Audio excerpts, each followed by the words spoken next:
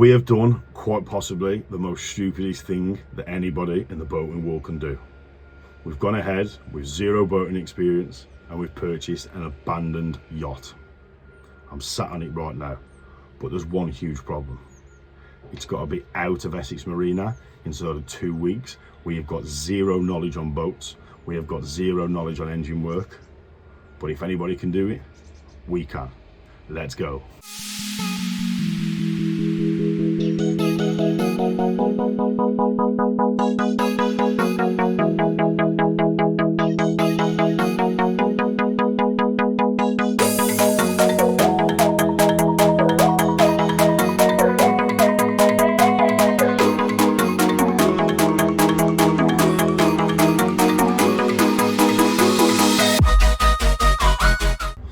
So my name is Jack Marshall and I am the new proud owner of the Shadow Lady yacht. We were searching through eBay. We've got a river cruiser at the moment that we're recording a separate piece of content for, and we had seen this boat pop up on eBay, and Sean had found the boat, which you'll meet Sean very shortly, and Bert. Sean and Bert had actually found the boat on boats.co.uk for £2,500, and we seen it and we were debating putting an offer in. We were trying to discuss amongst ourselves what do we think it's worth, what do you think we can flip it out for, and stuff like that. I'll go through the back history of the boat in a second, but we found it. We were going through, we were trying to justify, okay, realistically what's the cheapest we can get it for, because we know it's not been on the water in 3 or 4 years and stuff like that. The engines need a whole overhaul, it needs the boat safety certificate and things like that. And a few days later, Sean actually found it on eBay, which I will pop up on the screen now, the actual eBay listing. You can see that we won it. I literally threw in a cheeky bid of £1,200. 2 hours later, bang, they'd accepted it. This is where the fun begins. So as you can see from the drone footage now, the boat itself is a Cobra 33 foot. It's got twin Perkins full 108 diesel engines with 2 Enfield outdrives on there as well, which that provides its own problem within itself, but we'll get to that in a later video. The boat itself has been on hard standing now for 3 or 4 years. Boats.co.uk have had it on Essex Marina. Within that time, they've been trying to figure out what to do with it. They've eventually decided to sell it, and here come the 3 musketeers, and we turn up and buy the bloody thing. Let me give you a full walk through the boat though, and explain some of the things that need to be done, because the biggest problem that we've got, it's got to be out of this marina inside of 2 weeks. We have got no boat knowledge whatsoever. It's going to be a fun old journey. Let's go. So I'm filming this in a wide angle lens. As you can see, we've got the electric hookup down to the bottom, charging the battery banks that are inside of here, because there's actually a full weight battery bank at the very back of the engine bay, which I'll show you that in a second. So in here we have twin Perkins 4108 marine diesel engines, little battery charger. Don't yet know if she runs, but no problem. Today's about look fairly unused. It's a bit crowded down here, so I can't get the best angles for you.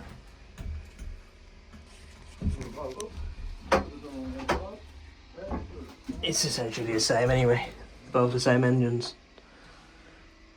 And we have 4 fairly decently sized batteries in here.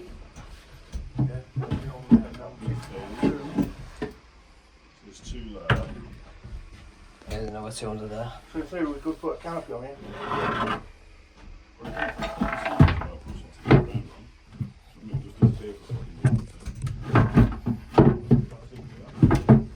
Yeah, put it on properly in a bit. Lucky Bertie. Yeah, she's not looking too bad. Workable space down there, isn't there? To be fair, mate, listen, it's a £1,200 boat. Big Sean Kim has found some switches, but he doesn't like being on camera, so we're going to leave him off in the background. Oh, mate, look at these I found. Oh, he's found something. Oh my god, we've got a spare wheel. Spare steering wheel. I prefer, oh, I don't know actually which one you I prefer. like the one that's on. Hit us up in the comments down below, the one that's on, or this one here. That's like the old. That's the old school pirate ship, innit, that? She's an absolute beast. We jet washed her off the top yesterday just to sort of see what the overall condition is. She's aptly called the Shadow Lady. She is in excellent condition considering she's been stood for 3 or 4 years. Big anchor on the front. Positives, we know the electrics work. The windows are in a very good condition. The wipers work. The air horns work. We know the spotlight works on the front. We just need to check about things like the depth finder, which we've got up on here.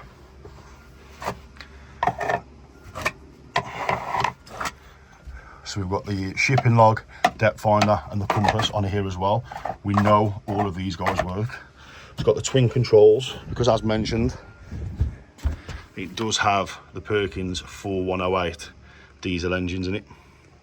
Multi-battery isolator on there. We've got engine oil. We've got a full list of stuff that we need to work through and need to go through. It's got the double doors up here at the front. It does have a spare wheel, but I personally love the whole Captain Jack Sparrow look and feel to the boat. On the starboard side, it's got the passenger navigator seat. On the port side, it's got the captain's swivel seat on there as well. It's got the 2 fuel tanks either side. And coming down into the cabin, hell of a lot of headroom. And I mean hell of a lot of headroom up here. It does have a working sink, a working toilet, a working shower. This is a complete full wet room system. It does have working taps. I have just turned off on the electric side of things the freshwater pump, but if I turn that on, you can see it has got the working tanks. All of the electrics on here do now work. The radio station works as well. The 3-pin plugs all work. This table here actually goes ahead and spins round to fold down to form quite a large double bed area here at the front. And then again, we've got the double bed area at the front with the fantastic big viewing windows up there. Storage space underneath here. As you will notice, it does have a diesel inline heater. It's got some fantastic storage space in here. Again, look at that thick dust that's on there. Just needs a damn good polish, which Bert and Sean have gone off to do and get the polish and dusters now. In here, it does have as well the, if I can lift it up one-handed, it does have the microwave oven. Again, with extra storage there underneath. And again, more storage down here as well. Oh, and we've got a free toaster. It's got a working fridge on board as well. This little hole here is for the satellite finder and just some battery isolator bits and pieces and all the electrical work in there. And then underneath here, again, we have even more storage space. Now I've just found that key, which at the moment I don't know whether this will actually go ahead. Amazing. I've found the key for the boat. And it's got 2 engines on. Oh. At least we know that turns over. I'm going to keep that there because we know we've got no engine oil in here. We've got no antifreeze in here. We've got no water in here or anything like that. So that is going to be done on a separate video. She is absolutely incredible. I'm going to show you some footage now from down below because there's a full list of what we've got to do in order to get this boat ready. We cannot launch it in the water until we've got insurance. We don't yet know whether she floats. The Enfield outdrives on the back, that is old technology. I'm going to try and call somebody today to see if I can get them down to Essex Marina. If you guys at home are watching this video, let's see if I can move that out of the way. If you guys at home are watching this video and you know anything about Enfield outdrives, please reach out and let us know. We will happily pay for your time for you to be able to come down here and give us a truck and give us a little bit of a hand to try and get these bad boys working. So that's the Enfield outdrives. We need to do a full service repair kit on the engine, which I've got. Those arriving from DHL today. Oil filters, diesel filters, things like that. But we desperately need to try and get this engine up and running today, so we know that the engines are fine. And then we need to get the Enfield outdrive serviced. We need to underseal the bottom of the boat again, because it's not been done within 2 or 3 years. So I'm going to be doing that on the next video that we're going to be doing. But I'm going to take you down there in a second and show you that, and show you these Enfield outdrives on the back. I'm nervous. I'm scared. Don't know if we're going to be able to do this. But this is all about buying a yacht on a budget and proving to you guys at home that are following along that if we can do it, anybody out there can do it as well. But let me jump off the boat, show you the back end, and show you the bottom. Let's go. Okay, so again, filming up wide angle lens. These here are the Enfield outdrives. Now, on a positive note, that's a boat bung that we need for the back. On a positive note, these don't appear to be pierced or anything like that. I do need to go ahead though and find the propellers, because they're relatively free. Kind of help if I didn't drop my phone. That's definitely free, but that feels a lot more free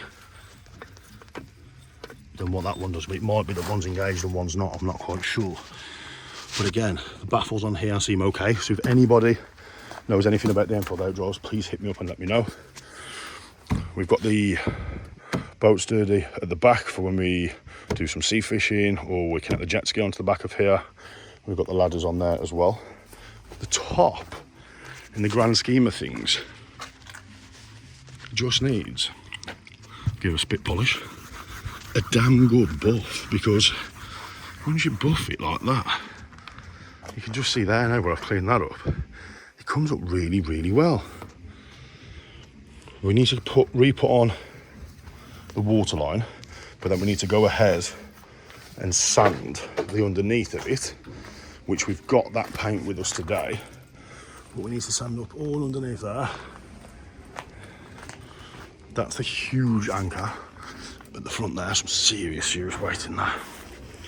But again, she doesn't look that bad underneath here.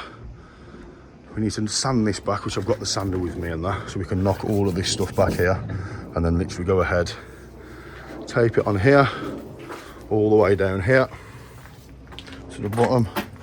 That's obviously one of the bilge returns back out to sea, and then I go ahead and again sand all underneath down here. Overall though, I'm super happy and super impressed with the boat that we bought for 1,200 quid. And it just goes to show that anybody on a budget can actually go ahead and do this. The budget in mind for this, to get it back in the water and sailing, is £3,000. That includes all the engine servicing, and it includes the outboard servicing as well. I know there's no propellers on the boat. I found the key now, which is great, but there's no propellers on the boat. Dave Senior, who we actually bought the boat off of Boat Security UK, did say that he might have some spare propellers for us in the back. Fingers crossed on that. But the main thing is trying to get somebody out here to service this, get this a nice mop and a buff on, because once we've got the engine serviced and we've got the Enfield outdrive serviced as well, we want to be able to get somebody out here for the BSC straight away. The electrics looks in fantastic condition. We have seriously dropped on with this boat. For the time being, let me do some sanding and I'll snap back to you all in a sec. Let's go. So we've got the trusty Ryobi. We've got a 600 grit sandpaper on here. I'm not going all the way up to the top of the water line, because I want to be able to tape that off and then go ahead and sand it back. But let me crack on with this and see how far we can get. Already it's coming up really good. I have got some body filler with me as well, just for these slight bits of imperfections on here.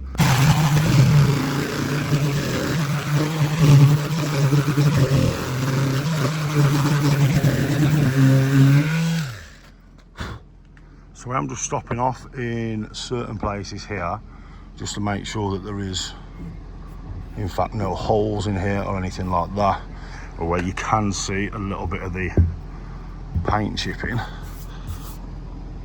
that isn't actually going all the way through, and it's cracked, which it's not, which is great. So yeah, it's coming up a treat. A little bit of body filler in certain places needed, just on the edges and stuff like that, like a little bit in here and a little bit in here, but you can see where there's years worth of this anti-foul stuff on. It does appear that it was red underneath once upon a time. But yeah, let me get back to sanding and I'll snap back to you all in a sec. Let's go. Dusty work, as you can tell by my face and my hands. Now I definitely think that this has already been sanded down and had an undercoat put on it by the marina at some point, probably just to tidy and tart the boat up a little bit, because she's not in that bad condition at all, considering she's been abandoned for like 3 to 5 years. Let me spin you around there and show you the bit that I've done. So as you can see, I've sanded down the whole of the port side here. I've not done all the way underneath yet. You can literally see the colour gradient difference, because that's easy for Bert to be able to slide up and down and do that. But I've done all the way around here. You can see there the colour gradient all the way down. You can literally see where I've come up there, down, adjusting the bits that I can easily get to at 6'1" and 18 stone. Same on this side here as well. You can see where I've sanded all that down. I've just stopped on this point here, but again, come all the way back. All this is butter smooth, as you can hear. That's what I mean, she's not in that much of a bad nick. There's no like spider webbing or anything like that. You don't need the fiberglass or the paint. I've done the back. This is what I was about really wrong with these don't seem in that bad nick, so fingers crossed it'll be good. This just needs literally a proper jet wash, and I mean a proper jet wash. Bertie did it yesterday. Bertie definitely could have done a more of a better job. So yeah, just needs a proper jet wash, then a buff up. That's the outside of it, pretty much tarted up, exactly as we need. Let me take you back up the top. Absolutely manky. Probably should have worn some PPE or something like that. But that's the first part of the installment of this video. The undersail is going to be in a separate video. We're going to be doing a deeper dive into full budget. We're going to be doing a deeper dive into the engines. So that the engines video is going to be the next one. I'm just waiting for Bert and Sean to get back for that, so we can actually figure out about getting these blinking engines running. But I have to say, I am mightily impressed, and I am super looking forward to see things like this. This needs looking at. I mean, we can look at this when we're at sea, but all this paintwork here is literally old, peeling away off the woods. The wood just again needs a light sand, and then some more enamel boat or enamel marine paint needs applying on there, same as on there. It's just been stored, like I say, for 3, 4, maybe 5 years. But all the gauges work and stuff like that, so we'll give this a damn good polish up and stuff like that, so we can see everything properly. And yeah, good to go. So yeah, next video, deeper dive into the engine bay, deeper dive into the inside for what we're going to be doing there, and we're going to see if we can actually get this puppy up and running and get her in the water. I've been Jack Marshall, you've been amazing. Catch you all on the next one.